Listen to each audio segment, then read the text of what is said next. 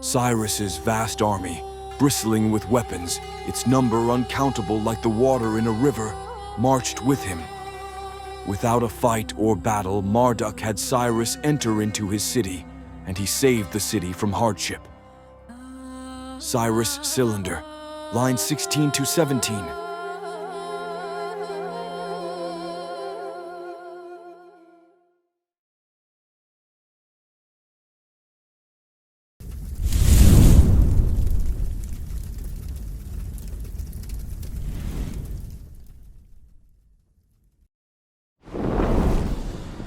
Cyrus sat upon his ivory throne and admitted the Spartan envoy. The Spartan entered the royal court with great pride and arrogance and spoke thus: "If you attack any of the Greek city-states, you will face the wrath of Spartan warriors." Cyrus replied, "Never yet did I fear men such as these, who have a place appointed in the midst of their city where they gather together and deceive one another by false oaths.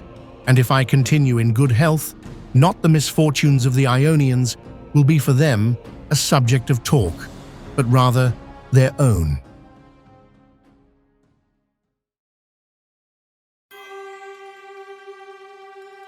In the winter of 546 BC, Sardis, the capital of the Lydian kingdom, fell to Cyrus the Great. News of this triumph once more shook the ancient world. The first to respond were the Greek city-states of Asia Minor, who had previously aided Croesus in his war against the Persians. They sent envoys to the court of Cyrus, declaring that they were willing to serve him under the same terms as they had served Croesus. Cyrus, however, refused their proposal. Thus began the first conflict between the Persians and the Greeks. The Greeks immediately set about strengthening the fortifications of their cities and digging defensive works. They also dispatched envoys to Sparta, requesting Spartan aid in their war against the Persians. Though the Spartans refused their appeal, they nevertheless sent a 50-oared ship to Asia Minor, both to assess the condition of the Ionian city-states and to observe the strength of the Persian forces. Upon their arrival, they sent an envoy to Cyrus, warning him not to take action against the Greeks. Cyrus dismissed their threats and returned a scornful reply. At that same time, news reached him from the eastern territories. It appeared that some of his allied states, seizing upon his entanglement in the west, had raised armies in rebellion against him. Upon hearing the news, Cyrus immediately gathered his army to return to Ecbatana. Before his departure, he appointed a Persian named Tabulus as satrap and entrusted the important office of treasurer to a Lydian named Pactyes, instructing him to transfer the gold and other wealth stored in the treasury of the Lydian kingdom to Persia. With the western lands now secured, Cyrus returned to Persia, accompanied by Croesus and also by a number of Lydian craftsmen. Yet he had scarcely gone far when Pactyes proved ungrateful and rose in revolt. Taking the treasure from the Sardian treasury, he fled to Ionia and gathered around himself an army of mercenaries. With this force, he marched upon Sardis and besieged Tabulus within the citadel of the city. Cyrus, deeming the affairs of Asia Minor too minor to warrant his own attention, entrusted an army to a Mede named Mazares, instructing him to suppress all the rebels but to take Pactyes alive and send him to his presence.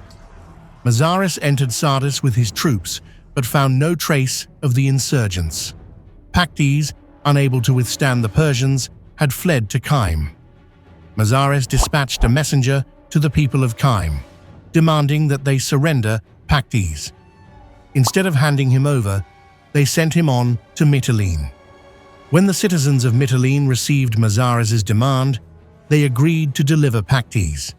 But when the Kymians learned of this arrangement, they sent a fleet to Lesbos and requested that Pactyes be transferred to Chios. Thus Pactyes went to Chios, yet the Chians, in exchange for the right to seize the district of Etana, bound him in chains and surrendered him to the Persians. Mazares then sent Pactyes under guard, alive and unharmed, to Persia. With the suppression of Pactyes' revolt, Mazares was charged with punishing those who had aided him. He captured the city of Prina, the plain of the Meander, and also Magnesia, harshly chastising their inhabitants. Shortly after these successes, Mazares died of illness. Following his death, command of the army passed to Harpagus. He besieged many of the Ionian cities, and by constructing earthen ramparts against their walls, succeeded in taking them. The Ionians who dwelt on the islands, when they witnessed the fall of their fellow cities on the mainland, decided to submit to the great king of Persia rather than resist. After completing the conquest of Ionia, Harpagus advanced into Caria. The Carians resolved to oppose the Persians. In a battle fought in one of their valleys, the Carians were decisively defeated and forced to retreat.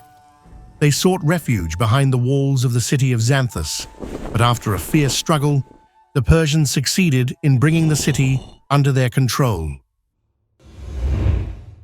The conquest of the Ionian city-states stands in sharp contrast to Cyrus's other campaigns. Whereas Greek sources often portray his victories as bloodless and free of great slaughter, the story of Ionia was different. Having once rejected the Persian king's offer of submission, the Ionians were met with harsh retribution. According to Herodotus, many of their cities were destroyed and their inhabitants forced into exile. Only Miletus, having accepted Cyrus's request for alliance at the time of his Anatolian campaign, was spared from Persian wrath. The campaigns of Mazares and Harpagus, carried out between 546 and 544 BC, extended the frontiers of the Achaemenid Empire to the shores of the Aegean Sea. With this victory, the Persians had triumphed in their first encounter with the Greeks. While Harpagus was conducting his campaigns in Asia Minor, Cyrus turned his attention to the troubles that had arisen in Central Asia. Unfortunately, the ancient historians provide us with no detailed account of these expeditions.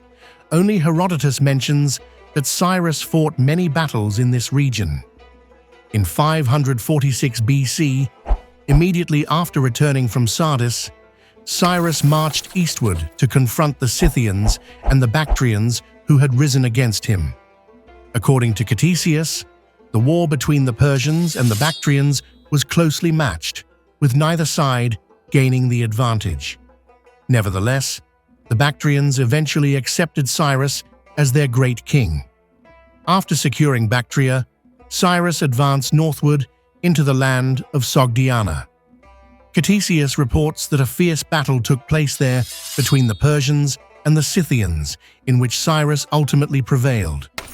The northeastern regions of the Iranian plateau were ever vulnerable to the raids of nomadic tribes. To guard against such incursions, Cyrus constructed a fortress in this frontier, known as Cyropolis, to serve as a bulwark against Scythian attacks. After the conquest of Bactria and Sogdiana, Cyrus marched southward and subdued Arachosia, corresponding to modern Kandahar. From there, he entered Drangiana, Sistan, and brought that land under his control as well. Advancing still further south, he went on to conquer Makran. Between 546 and 540 BC, Cyrus successfully extended his dominion across the eastern territories and established an efficient administrative system there.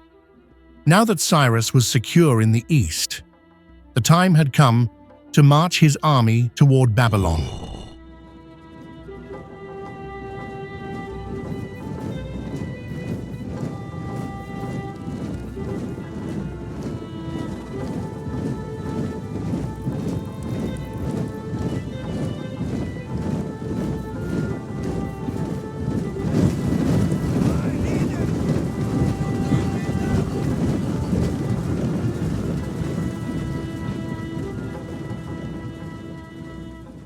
In the next episode, we will cover the conquest of Babylon. So make sure to subscribe and turn on notifications to be informed as soon as the new episode is uploaded.